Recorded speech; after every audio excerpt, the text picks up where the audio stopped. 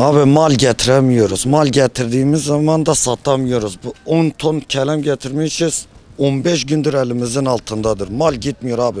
Nakliye günden güne 3-4 milyar fark var. Nakliyadan dolayı sebze meyveye vuruyor. Yakıt inmeden hiçbir şey yapamayız. Dün sorduk nakliye Adana'dan Siirt 7 lira, şu an söylüyor 10-11 lira. Dünden beri 3 lira fark ediyor, 3 milyar. Yükleyemiyoruz abi, zaten yüklediğimiz mal da elimizde kalıyor. Satış olmuyor, bir şey olmuyor. Yakıt farkı olmasa zaten sebze uygundur. Kira 500-600 bin vurmuyor. Bu lahanayı gidip tarlada adam sana bedava yüklese getir dese senin üstüne 1,5 milyon maldır. Bedava tarladan yüklesen getirsen 1,5 milyon masrafıdır abi. Mal ağır gidiyor, kimse yemiyor. Pahalıdır. Her gün zam böyle olmuyor. Efendim abi? Şu anda ne müşteri var, ne alım var, ne satım var. Hiç de yok. Yani işin, aha sen görüyorsun yani ne iş var? Geçen sene biz 6-7 milyar veriyordu, bu sene 20 milyar istiyorlar nakliye. Onun için direktmen 1 milyon vuruyor zaten. Onun için ağır gidiyor, iş olmuyor. Bu meyveyi oradan ne kadar alıyorsunuz? Bu ne kadar yansıdı? Orada 3.000 ve 4 arasıdır. 1 milyonda kira 5'e mal oluyor buraya kadar. Burada Evet. bir şey mal oluyor. Biz de 5,5 satamıyoruz. Mecbur 5'e sattık bugün, 4,5'a kadar sattık. Zararına satıyoruz. Pahalı olduğu için iş yok.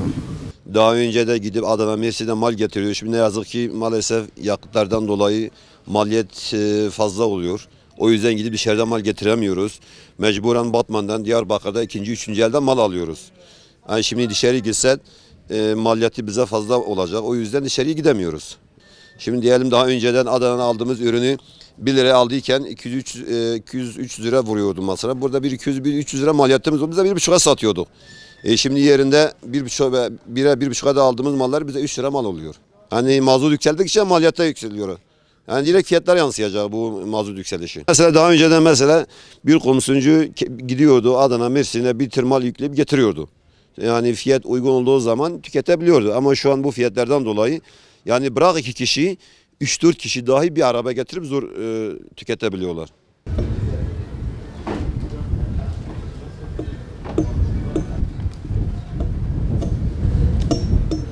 Her akşam yakıta zam geliyor. Yani bu yakıt bizi bitirmiş. Artık kimse iş yapamıyor.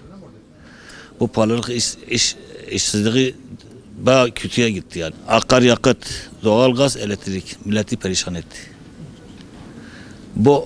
Bu ucuz olmazsa hiçbir iş olmaz. Bu böyle olmuyor. Bir çare bulması gerekiyor. Abi milletin gücü kalmadı. Milletin gücü kalmadı.